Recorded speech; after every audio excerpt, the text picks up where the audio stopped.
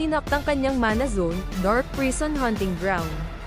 Sobrang nagdilim ang paligid nang biglang may sumuntok kay Asta na nagpatalsik sa kanya. Hindi naman maramdaman ni Asta ang kanilang ki, at walang paraan upang maiwasan niya ang atake nila. Sinabi naman ni Noct na may potential si Asta ngunit ikinahihiya niya ito.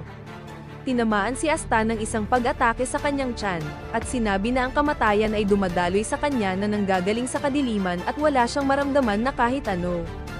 Yun ang totoong nakakatakot. Sinabi ni Asta na ang kanilang likod ay nakasandal na sa pader.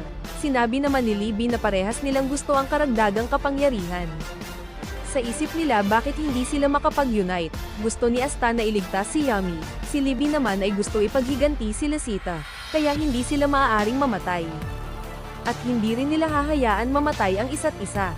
Mula sa kadiliman nakita ni Noct ang isang liwanag at nag-umpisa itong lumaki, at isang mata ang kanyang nakita.